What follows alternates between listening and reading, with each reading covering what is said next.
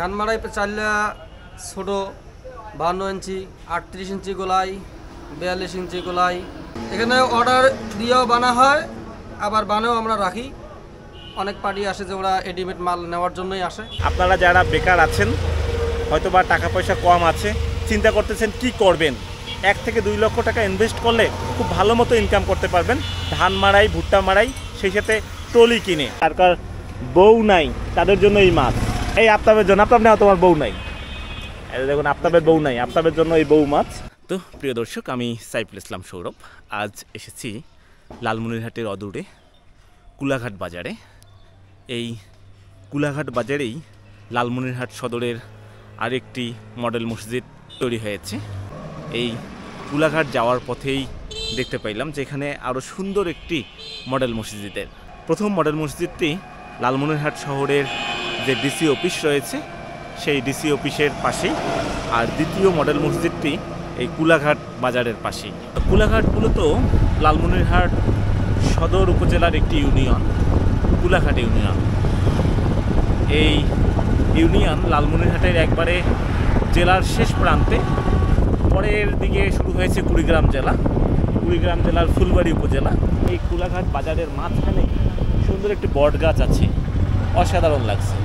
একটু জিজ্ঞাসা করার চেষ্টা করব যে এই কুলাঘাট বাজারের নামকরণ কেন হয়েছে কুলাঘাট। আসসালামু আলাইকুম চাচা, কেমন আছেন? আলহামদুলিল্লাহ ভালো। কুলাঘাট বাজারে কি হাটবার বসে? হাটবার কই প্রতিদিনে বাজার, প্রতিদিনে বাজার, প্রতিদিনে হাট। মানে নির্দিষ্ট করে হাট নাই? নির্দিষ্ট হাট শনিবার আর মঙ্গলবার।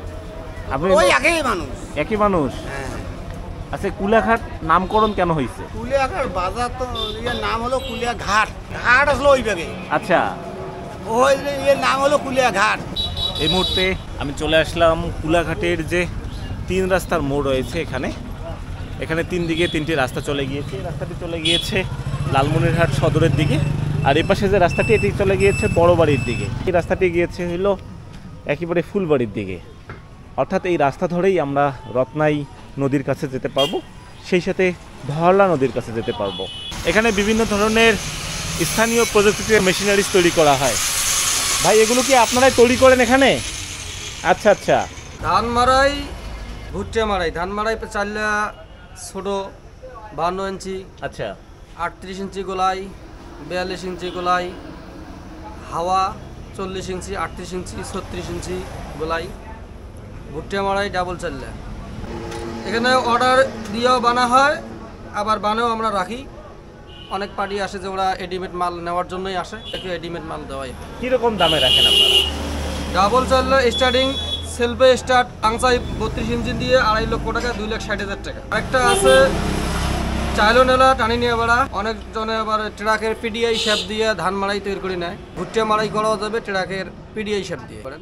এই যে এখানে একটা কমলা কালার আছে, এই ভুট্টা মাড়াইটা আপনার পড়বে ৭০,০০০ টাকা। প্রিয় দর্শক, এমন একটি জায়গায় আমি এসেছি, এটি লালমনিরহাটের একেবারে কাছে কুলাঘাট বাজারে।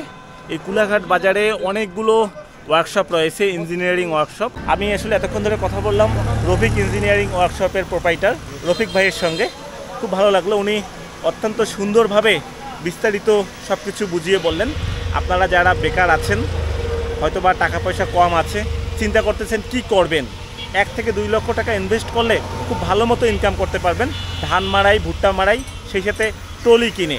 আপনাদের যেটা ভালো লাগে, যেটা পছন্দ হয়, সেটি আপনারা রফিক ভাইয়ের ইঞ্জিনিয়ারিং ওয়ার্কশপে এসে কিনে নিয়ে যেতে পারেন। ঠিক আছে ভাই, আপনাকে অনেক ধন্যবাদ সময় দেওয়ার জন্য। মুহূর্তে আমরা কুলাঘাট বাজার পেরিয়ে রত্নাই নদীতে এসে পৌঁছাইলাম। আর রত্নাই নদীর উপরেই তৈরি হচ্ছে অনেক সুন্দর একটি ব্রিজ, রত্নাই ব্রিজ। প্রিয় দর্শক, কুলাঘাট বাজার পেরিয়ে যখন আমরা ওয়াবদা বাজারের দিকে যাচ্ছিলাম, দেখলাম একেবারে ছোট ছোট মাছ বিক্রি হচ্ছে এখানে। এগুলো কোথা থেকে ধরছেন? ধরলা নদী। ধরলা নদী থেকে? আচ্ছা আচ্ছা। এই মাছগুলো কত করে বিক্রি করছেন? এগুলো 650 টাকা কেজি। আর এগুলো? ওগুলো 500 টাকা কেজি। আর ওগুলো? 200 টাকা কেজি। এলে চিংড়ি মাছ আছে, কুবুর চেকে মাছ আছে, পোকল আছে, বাইম আছে, বালিয়া আছে। এইটা কি মাছ? এটা ওটা পোকল। আচ্ছা, এই পোকল মাছটা কি মাছ? এটা তো এই প্রথম আমি দেখলাম। এটা যে সাগরের পোকল, ইটে রিঠা মাছ। ওইটা এটা ডলারটা, এটা দেশিটা, ওটা তাই? এই মাছ কখনো দেখি নাই ভাই। এটা একসময় বরফ পড়া। তাই? মানে সাগরের রিঠা মাছকেই এটাকে বলেন আপনারা পোকল? আচ্ছা আচ্ছা, এই যে দেখুন প্রিয় দর্শক, আর এই যে বাঘের মতো ডোরা ডোরাটা এটা কি মাছ? বউ মাছ। বউ মাছ, একটু হাতে নেই। করেন দেন। প্রিয় দর্শক, এই যে দেখুন, কার কার বউ নাই তাদের জন্য এই মাছ কিনে নিয়ে যাবেন। এই আফতাবের জন্য, আফতাব না, তোমার বউ নাই। এই যে দেখুন, আফতাবের বউ নাই, আফতাবের জন্য এই বউ মাছ, এটা নিয়ে যাই সংসার করবেন।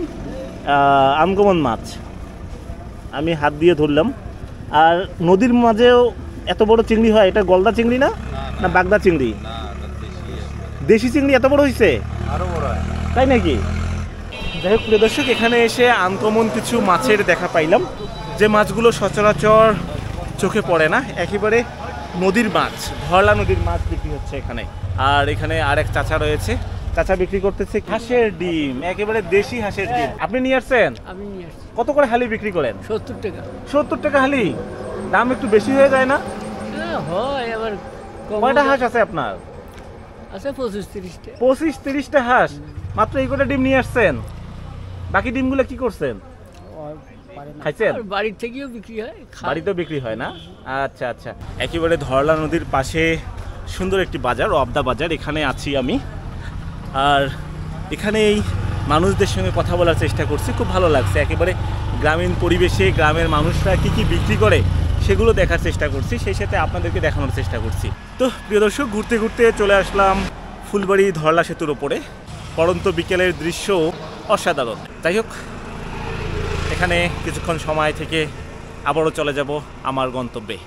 সবাই ভালো থাকবেন, আল্লাহ হাফেজ।